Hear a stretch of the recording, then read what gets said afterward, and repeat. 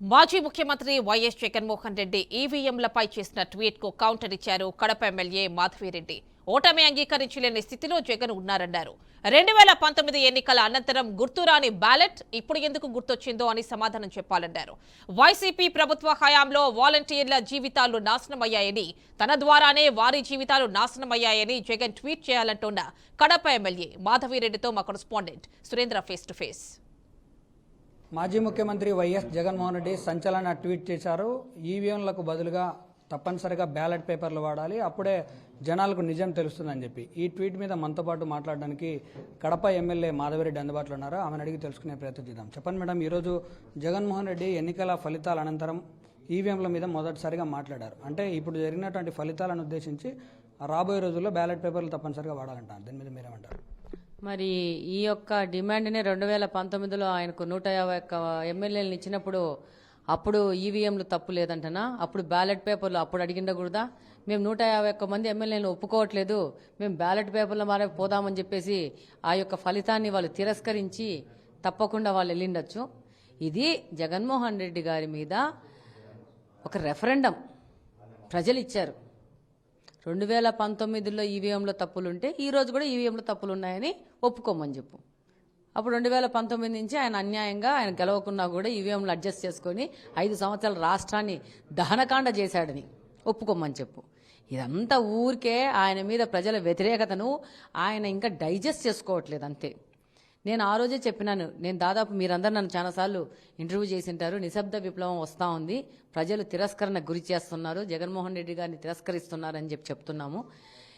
ఎంత అధ్వానంగా చేశాడంటే 5 సంవత్సరాలు ప్రజలు బయటకు వచ్చి మా మీద మాకు ఓటేస్తామని చెప్పడానికి, మమ్మల్ని కలవడానికి కూడా భయపడిన సందర్భాలు ఉన్నాయి.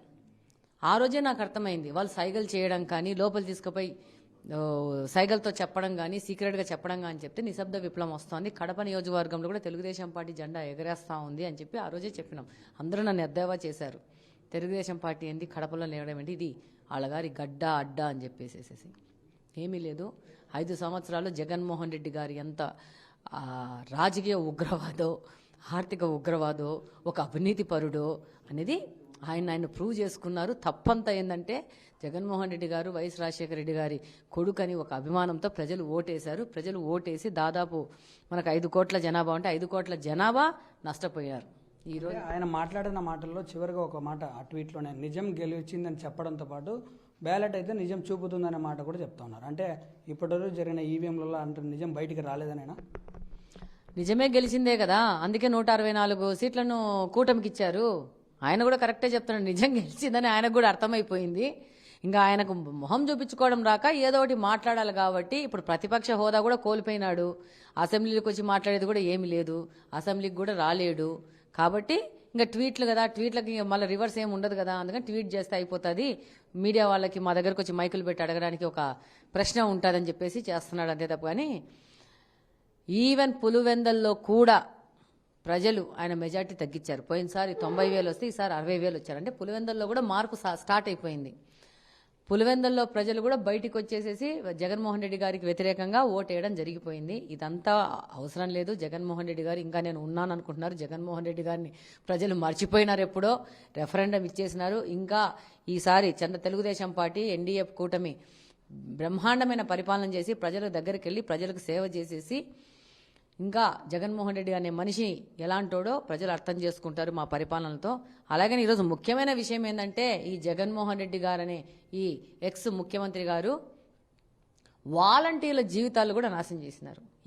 రోజు ఎంతోమంది వాలంటీర్లు ఇంటికి వచ్చి మా పరిస్థితి ఏంది, మమ్మల్ని బెదిరించి రాజీనామా చేశారని కొంతమంది, మా సంతకాలు మేము పెట్టలేదు, కార్పొరేటర్సు వైసీపీకి సంబంధించిన నాయకులు, వాళ్ళని అపాయింట్ చేసిన నాయకులు వాళ్ళ పేపర్ల మీద వాళ్లే ఫోర్జరీ సంతకాలు చేసేసి రాజీనామాలు ఇచ్చారని చెప్పేసి దాదాపు కడప నియోజకవర్గంలో 1700 మంది వాలంటీర్లు ఉంటే 1700 మంది వాలంటీర్లలో 1300 మంది రాజీనామా చేశారు.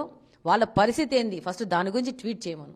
ఆయన సభలెక్కి సిద్ధం సభల్లో కూర్చొని వాలంటీర్లు నా కార్యకర్తలు అని చెప్పి చెప్పడం వలన వాళ్ళు రాజీనామా చేశారో, వాళ్ళ నాయకులు బెదిరించి రాజీనామా చేశారో కానీ దాదాపు 1.5 లక్ష మంది వాలంటీర్ల జీవితాలను రోడ్డును పడేసినారు.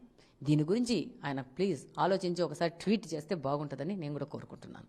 ఇది పరిస్థితి. వైఎస్ జగన్ మరోసారి పునరాలోచించాలి, ఓటమిని అంగీకరించడంతో పాటు జరగబోయే రోజుల్లో ఎలాంటి తప్పులు జరిగాయో పునఃసమీక్షించుకోవాలి. అలాగే ఇప్పటివరకు జరిగినటువంటి రాజకీయాల్లో వాలంటీర్ల జీవితం చాలా నాశనమైంది, వాళ్ళ గురించి మరోసారి ట్వీట్ చేయాలని చెప్పి కడప ఎమ్మెల్యే మాధవరెడ్డి చెప్తున్నారు. వీడియో జర్నలిస్ట్ శ్రీనివాసులతో సురేంద్ర యాదవ్, బీఆర్కే న్యూస్, కడప.